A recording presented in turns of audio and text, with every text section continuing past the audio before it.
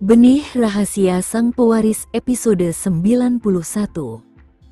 Arman melanjutkan dengan sedikit rasa bersalah. Karena aku butuh uang, aku setuju. Setelah semuanya selesai, wanita itu datang kepadaku dengan membawa uang tunai.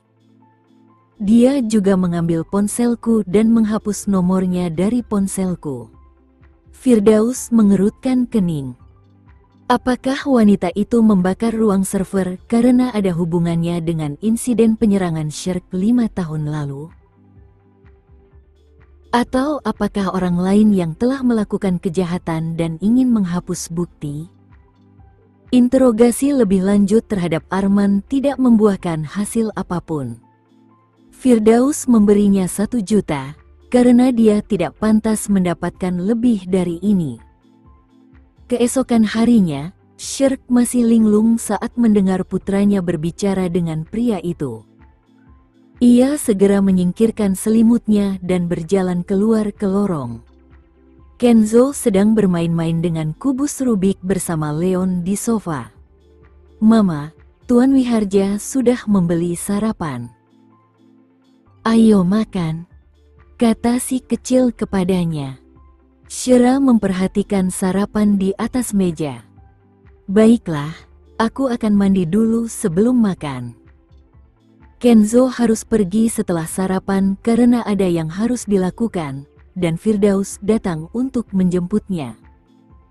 Saat mereka berdiri di pintu, Kenzo berkata dengan suara pelan, "Hubungi aku jika terjadi sesuatu. Firdaus, jaga dia baik-baik. Dan jangan kirim dia ke rumahku tanpa alasan lagi."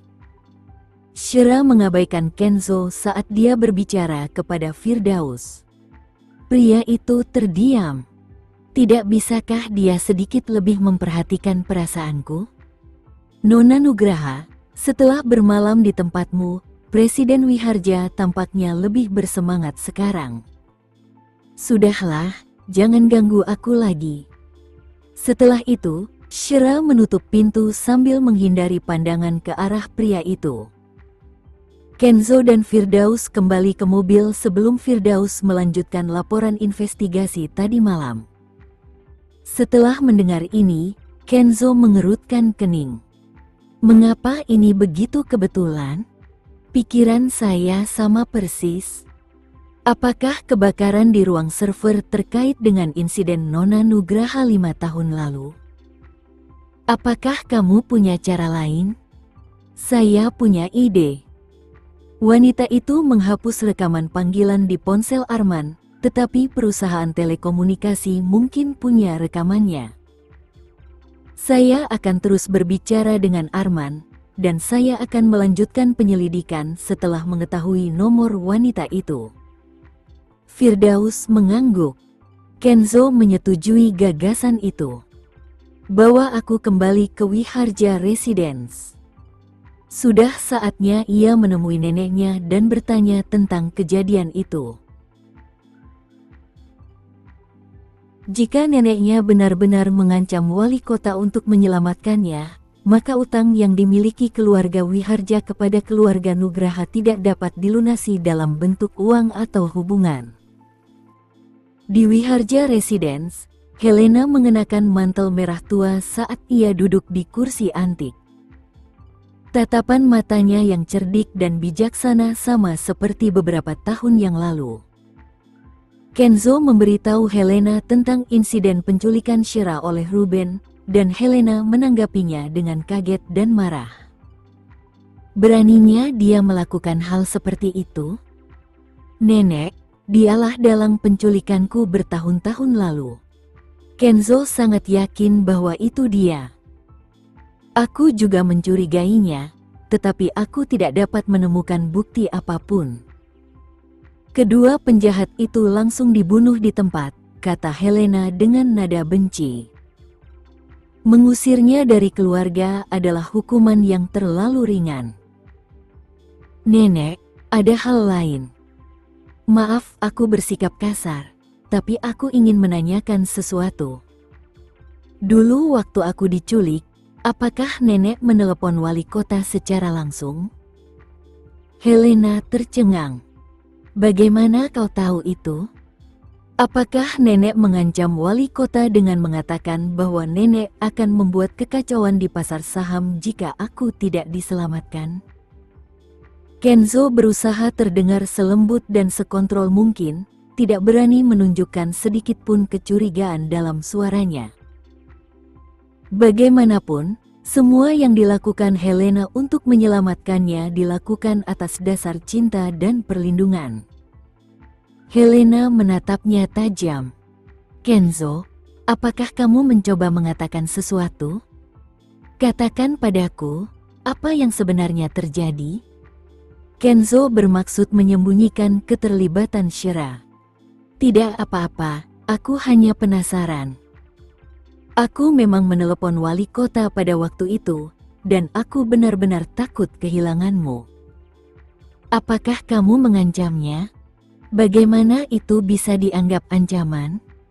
Aku hanya berharap dia akan menelepon polisi dan melakukan segala daya untuk menyelamatkanmu.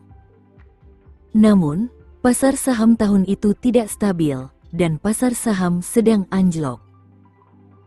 Wali kota berharap aku mengambil kembali dana-danaku yang lain untuk menyelamatkan pasar saham negara. Tetapi karena kamu diculik, aku tidak bisa khawatir tentang saham. Wali kota berjanji kepadaku bahwa dia akan menyelamatkanmu, dan dia ingin aku menggunakan kekuatan Wiharja Group untuk menyelamatkan pasar saham juga. Itu memang tahun bencana. Kenzo tercengang. Ternyata Helena tidak mengancam wali kota itu sendiri. Sebaliknya, wali kota telah berjanji kepada Helena untuk melakukan segala daya upaya untuk menyelamatkan Kenzo sehingga pasar saham dapat diselamatkan. Ruben memang seorang laki-laki yang licik dan kejam, sebab ia memutarbalikkan kebenaran di hadapan Shira. Dia membuat Shira berpikir bahwa Helena telah menyebabkan jatuhnya pasar saham, sehingga memaksa wali kota untuk mengirimkan perintah kepada polisi untuk menyelamatkan Kenzo. Nenek, aku tidak akan memaafkan Ruben semudah itu. Aku akan membuatnya membayar mahal atas apa yang telah dilakukannya. Kenzo mengepalkan tangannya. Bagaimanapun, dia juga pembunuh yang membunuh ibu Shira. Kenzo, orang tuamu juga meninggal karena dia. Jangan menahan diri dan pastikan dia membayarnya. Ada kebencian yang jelas terlihat di mata Helena. Dia juga membenci suaminya karena menjadi ayah dari anak haram ini, yang hampir menghancurkan keturunan Wiharja. Kenzo berdiri di balkon lantai 3 Wiharja Residence. Ia kurang lebih telah menyusun kembali kejadian yang terjadi beberapa waktu lalu. Namun, kejadian itu tidak mengubah apapun. Ibu Shira telah meninggal karena dia, dan ini adalah kebenaran yang tidak dapat diubah. Kenzo mengambil ponselnya dan hendak menghubungi nomor Shira. Akhirnya, ia menarik napas dalam-dalam dan menghubunginya dengan mantap. Jika ada satu hal dalam hidupnya yang akan membuatnya mempertaruhkan segalanya untuk diperjuangkan, itu adalah wanita ini. Tidak masalah jika dia membencinya, karena dirinya akan tetap mencintainya apapun yang terjadi. Setelah makan siang, Shira menghabiskan waktu bersama putranya. Putranya berada dalam pelukannya saat mereka menonton kartun di sofa. Tepat saat itu, teleponnya berdering. Ia mengangkat telepon untuk melihat layarnya, menyadari bahwa itu adalah panggilan dari Kenzo. Karena itu, ia pergi ke kamarnya untuk menjawab panggilan itu. Ada apa? Suaranya tenang dan acuh tak acuh. Shira, aku sudah bertanya kepada nenekku tentang hal itu. Ruben tidak mengatakan yang sebenarnya. Nenekku memang menelepon wali kota, tetapi dia tidak pernah mengancamnya dengan kejatuhan pasar saham. Pasar saham sudah jatuh saat itu, dan wali kota membutuhkan nenekku untuk menyelamatkan pasar saham. Secara kebetulan, aku diculik pada hari yang sama. Nenekku sangat cemas saat itu dan tidak bisa fokus menyelamatkan pasar saham, jadi wali kota berjanji kepadanya bahwa dia akan menyelamatkanku. Tetap saja, aku tahu mengatakan semua ini tidak akan mengubah apapun. Suara Kenzo terdengar samar-samar karena rasa bersalah dan penyesalan. Baiklah, aku percaya padamu, dan aku percaya nenekmu tidak melakukannya, kata Shira. Namun, aku tidak ingin terlibat dengan keluarga Wiharja mulai sekarang. Biarkan aku sendiri. Kamu tidak ingin melihatku lagi? Pria itu terdengar sedikit menyedihkan. Itu benar. Bagaimana jika aku ingin menemuimu? Kau bisa terima saja atau lupakan aku, kata Shira dengan nada yang agak kejam. Aku tak sanggup menanggungnya, dan aku juga tak sanggup melupakanmu. Kenzo, jangan lakukan ini padaku. Kenapa kau tidak bisa melihat segala sesuatu dari sudut pandangku dan bersikap lebih perhatian padaku? Jika kau benar-benar mencintaiku, maka kau seharusnya menghargai keputusanku. Apakah kamu tidak ingin menemuiku untuk saat ini, atau selamanya? Kenzo tidak dapat menahan diri untuk bertanya lebih lanjut. Pertanyaan itu sepertinya menyentuh lubuk hati Shira. Tidak ada masa depan di antara kita, dan aku akan melupakanmu. Setelah itu, Shira menutup telepon. Dia tidak tahu kapan air matanya mulai menggenang di matanya. Saat berdiri di balkon Wiharja Residence, hati Kenzo terasa kacau. Emosinya sangat berat seperti sebelumnya. Jika ia gagal dalam berbisnis, ia masih punya kesempatan untuk mencoba lagi. Ia memiliki keyakinan untuk berhasil dalam banyak hal, tetapi meyakinkan Shira untuk tetap bertahan lebih sulit daripada masalah apapun yang pernah ia hadapi sebelumnya. Meskipun demikian, dia tahu bahwa dirinya bersedia menunggu, bahkan jika dirinya harus menghabiskan seluruh hidupnya untuk menunggu. Dia akan menghabiskan seluruh hidupnya untuk membayar kembali semua hutangnya dengan caranya sendiri. Akhir pekan berlalu begitu cepat, dan Shira dipanggil ke kantor polisi pada hari Senin untuk membuat pernyataan. Setelah itu, ia tiba di perusahaan ayahnya sekitar pukul 10 pagi. Begitu dia tiba di kantor, dia melihat wajah yang tidak ingin dia lihat, wajah Livy. Livy menyilangkan lengannya dan menatap Shira dengan gembira. Ayah bilang kamu sekarang bekerja di perusahaannya. Maaf, aku juga bekerja di sini. Tidak ada yang menghentikanmu. Shira hanya berharap Livy tidak akan menimbulkan masalah bagi ayah mereka. Sepertinya aku tidak diterima di sini. Kalau begitu, aku akan datang ke sini sesering mungkin. Mulai sekarang, aku akan memiliki barang-barang yang sama seperti milikmu. Aku tidak akan membiarkan ayah bersikap berat sebelah lagi. Livy mendengus sambil berbicara. Adam sedang pergi saat itu, dan dia masih belum kembali. Tepat saat itu, Gilang membuka pintu dan masuk untuk melihat kedua wanita itu di kantor. Dia tertegun sejenak. Karena tidak berani menyinggung kedua belah pihak, dia menyapa, Nona Shira, Nona Livy. Apa maksudmu dengan menyapaku hanya setelah dia? Apakah aku rendahan di matamu? Livy langsung marah. Sebenarnya, Gilang sangat muak dengan Livy. Baginya, Livy tidak lebih dari sekadar sampah.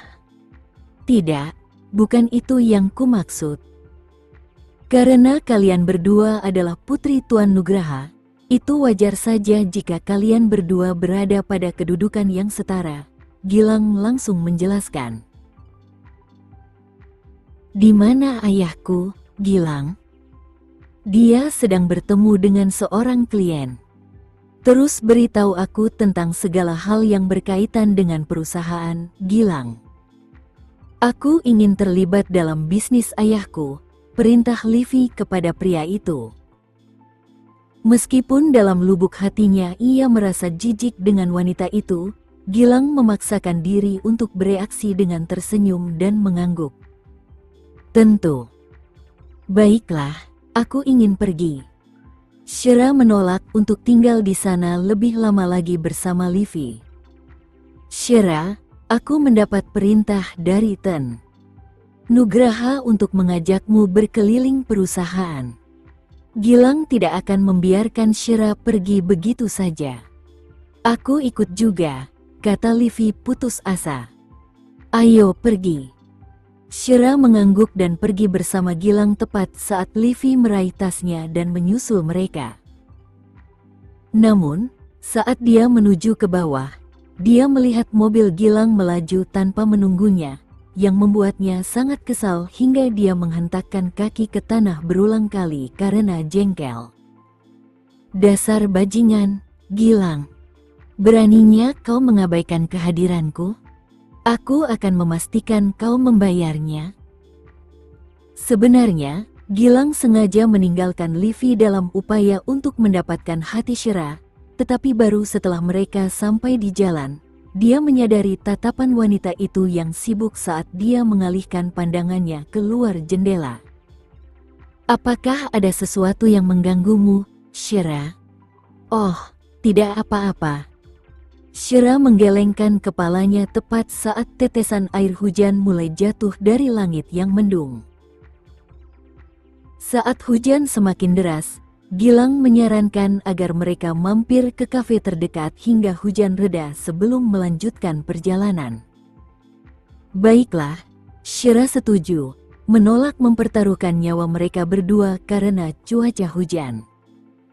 Gilang kemudian pergi ke sebuah kafe, dan keduanya segera masuk ke tempat itu dan berlindung.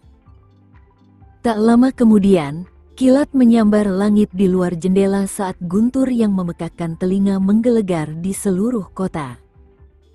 Sementara itu, Kenzo berhenti sejenak saat hendak menandatangani dokumennya di kantornya di Wiharja Group. Saat itu, raut wajah Shira yang ketakutan saat mendengar guntur muncul di benaknya. Hal ini mendorongnya untuk meraih ponselnya untuk mengirim pesan teks. Kamu di mana?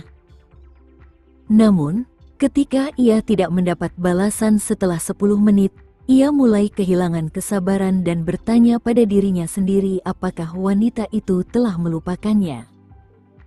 Oleh karena itu, ia memutuskan untuk langsung meneleponnya.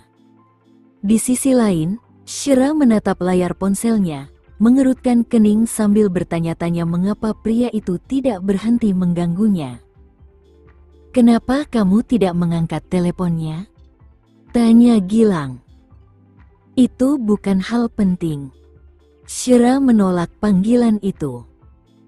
Meskipun demikian, Gilang memperhatikan ide penelepon yang muncul di layar telepon dan menyadari bahwa itu adalah Kenzo. Untuk pria sukses dan berkuasa seperti Kenzo, menurutku dia merendahkan dirinya hanya untuk memenangkan hati Shira. Tetapi dengan statusnya, dia bisa dengan mudah mencuri hati wanita manapun. Aku ragu bahkan putri-putri orang kaya itu tidak akan berada di luar jangkauannya. Pada saat itu, Shira mendengar bunyi notifikasi lain dari ponselnya lagi, tepat saat ia tanpa sadar melirik pesan masuk. Aku akan ke tempatmu sekarang.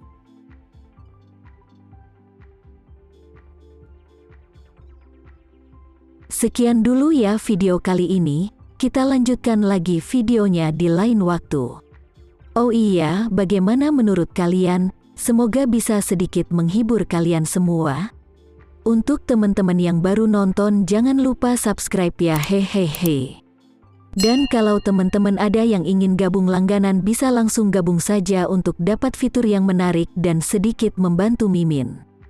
Terima kasih banyak sudah menonton, sampai jumpa lagi, bye bye bye.